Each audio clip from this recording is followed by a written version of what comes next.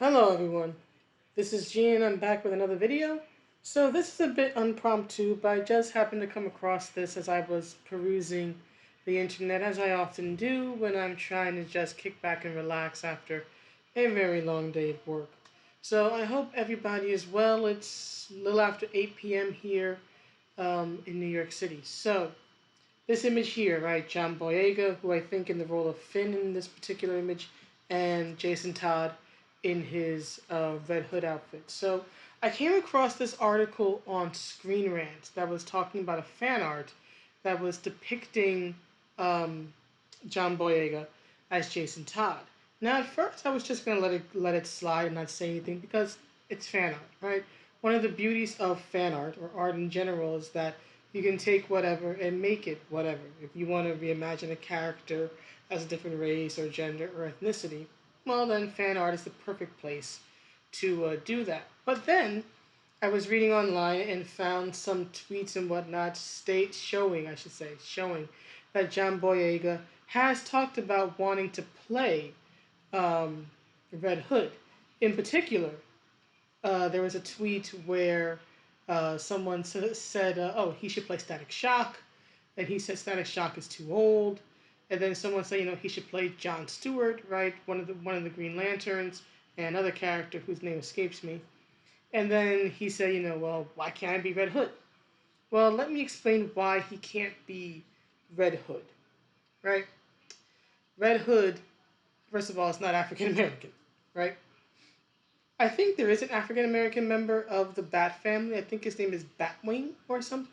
I would have to try to look it up, but I do think they have a African American guy who is not Lucius Fox or Luke Fox, who has been part of the Bat family, right, and various Bat spin-off Bat variant characters, right. But here's the thing: the reason why I say that John Boyega cannot be Red Hood is because of his race. I'm not gonna dance around that. But let me explain. Let me explain why. Before you deem me a racist, let me explain. I'm trying to figure out how to say this.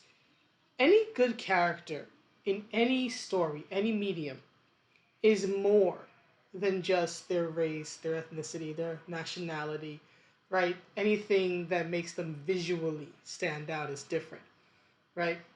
At the same time, those things are important to their character and important to their design.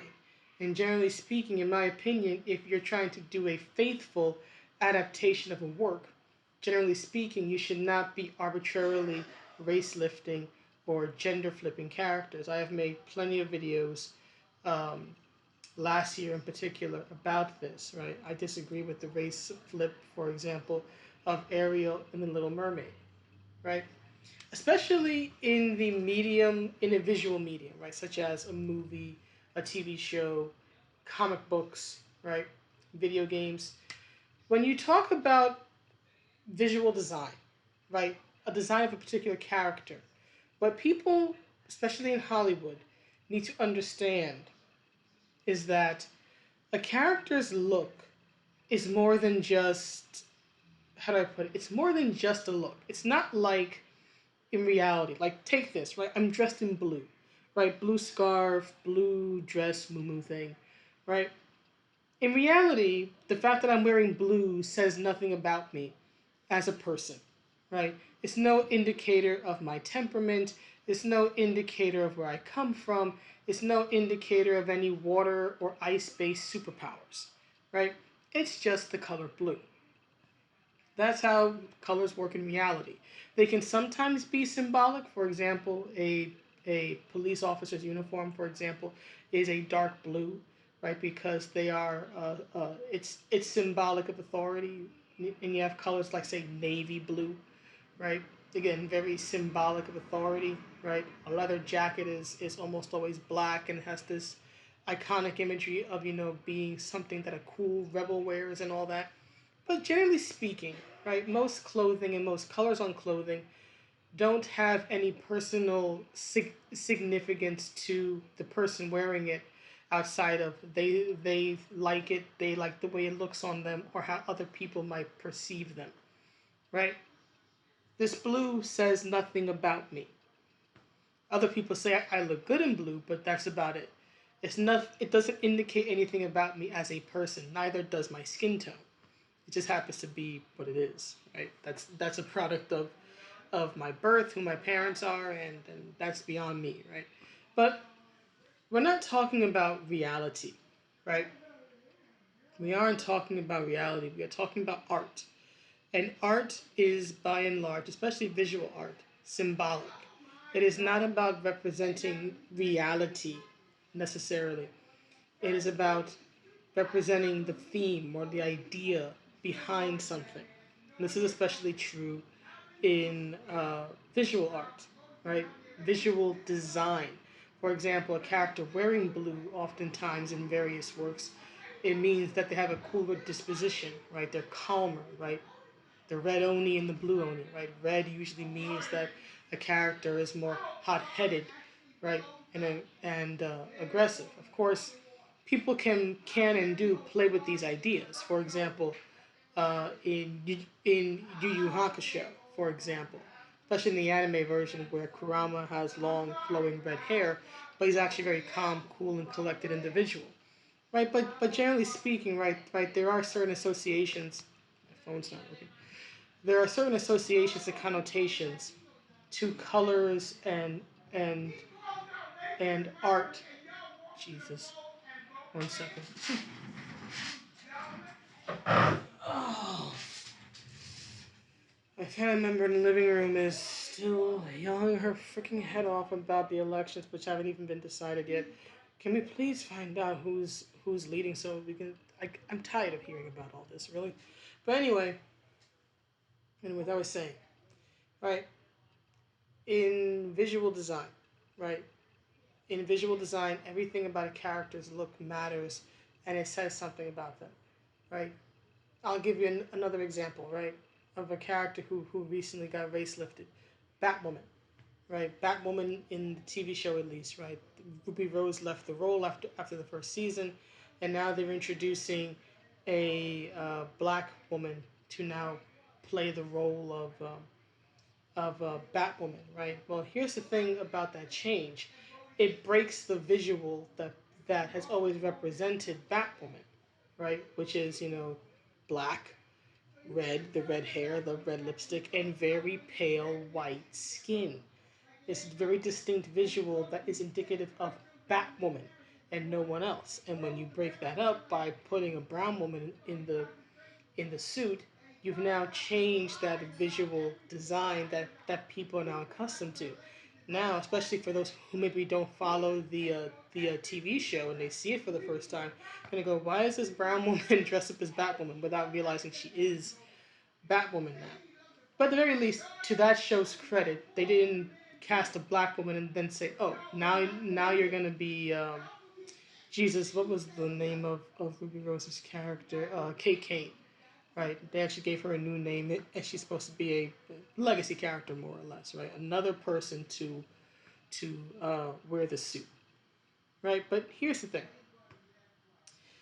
a character's visual design, right, in particular their ethnicity, is a part of their character. It shouldn't be the dominant theme. There should be more to them than that, but it's a part of them, right?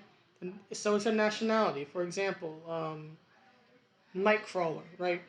In Marvel's comics, right? He's blue for a reason, right? It's not just because it visually pops, although that helps, but he's blue because it connects him to the image of an imp, right? It connects him to the image of a devil, the blue devil, right? It connects him to Mystique visually, right? It says a lot of things about him, right? The fact that he's German, right? That he is descended from a people who are kind of sort of known for certain, you know, extermination of a certain type of people, and they're still kind of, trying to live that down after all this time, right? And of course, his devilish appearance, contrasting his devout uh, uh, spirituality, right? All of that ties in and contributes to telling the story of who Nightcrawler is as a person. Now, sort of getting back on topic to Red Hood, right? All of the Robins, all the male Robins, right? Dick Grayson, Jason Todd, Tim Drake, Damian Wayne, right? They tend to share. They don't even tend. They do share a certain visual design, looking like younger versions of Bruce Wayne, right? Tall, strong, athletic, white, blue eyes, black hair. There's a reason for that because they are his sons. Right? Damien's his biological son, and Dick is his adopted son, right? But they each play a role of being his either literal or adopted or surrogate son.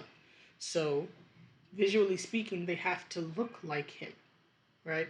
And that's why, despite having parents of their own who they should have a closer resemblance to, they look like Bruce because their role in the story is to be Bruce's erstwhile son, right?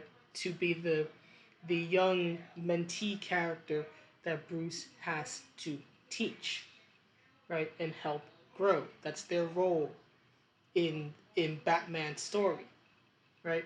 To essentially be in some fashion a younger version of himself. And that's why they look the way they do. Unless you are gonna race lift Bats himself, John Boyega is not fit for this role. The only way it would work, in my opinion, is if you were going to do something like, say, or something similar like Hamilton, right? Where the life and times of Alexander Hamilton and the founding fathers, right, is serves at best as a very loose inspiration, and it's not really an adaptation of uh, Alexander Hamilton's life, right? It's like the Disney version of it, right? No one expects a Disney version of anything to be accurate to the time period or the culture or the story or whatever it is, right? We understand that. So unless they're going to do something like that, I don't think that casting John Boyega, if they plan to do a serious, faithful adaptation of Jesus Christ of Jason Todd, is a good idea, right? So there's just the visual aspect right there. Then there's taking into account Jason Todd's story, right? Jason Todd is the violent anti-hero son of Bruce Wayne, right? He was the second Robin. He came from a very poor, violent background. His death in the story, Death in the Family, is one of the most iconic deaths in in the Batman series and in DC and just in comics in general, right? But here's the thing: if you make Jason Todd black, you then play into every negative stereotype about African American men, and you make Bruce Wayne the white savior. Think about it. Jason Todd came from a broken home, which I think had a lot of, like, I know certainly violence, but I think there was also drugs involved with his mother or something. I forget. But a lot of violence, right? A lot of violence, right? He's living on the street, fighting on the street. I think him and Bruce met when he was trying to steal a Batmobile or something to that effect. It's been a very long time since I've read the origin story of Red Hood. But if this old noggin of mine is working correctly, he was trying to steal the Batmobile, and that's how him and Batman meet, right? So you're taking a character who already has this very violent background. Now you want to make him black, which is of course going to play into the violent criminal, violent thug stereotype already associated with young black men. Then there's the fact that, especially after his death, right?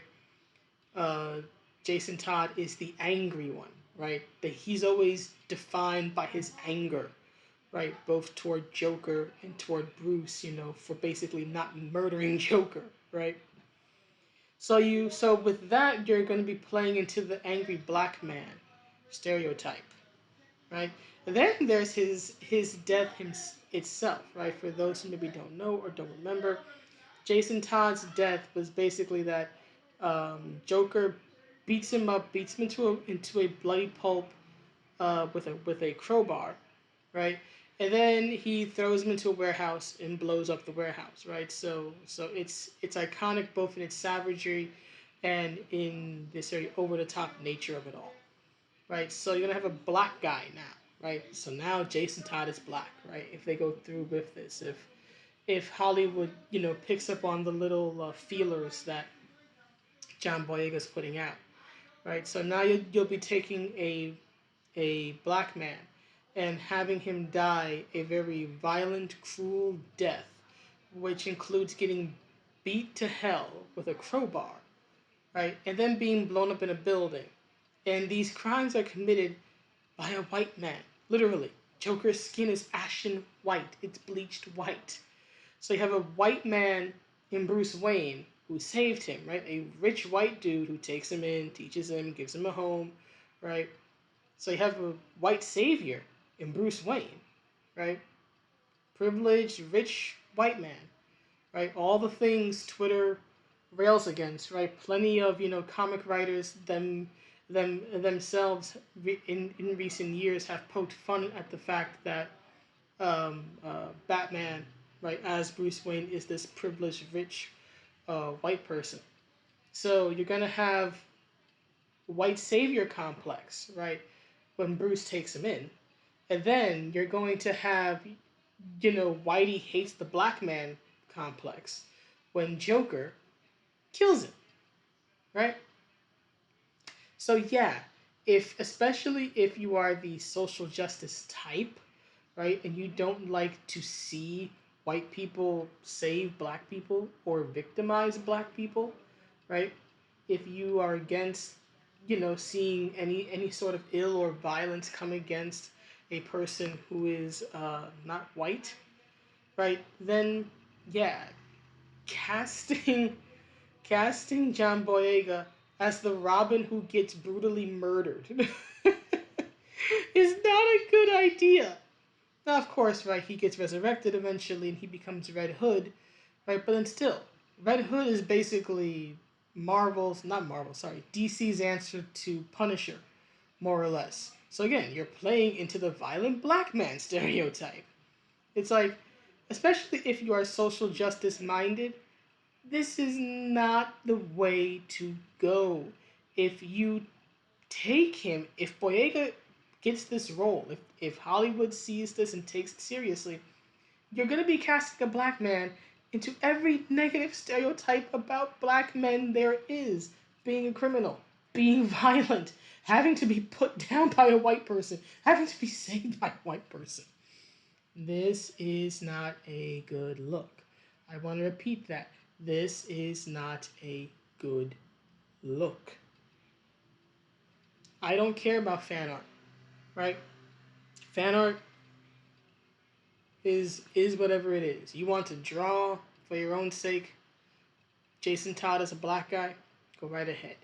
But if we're talking about an actual movie or TV show adaptation, no, no. This will not help Boyega's career.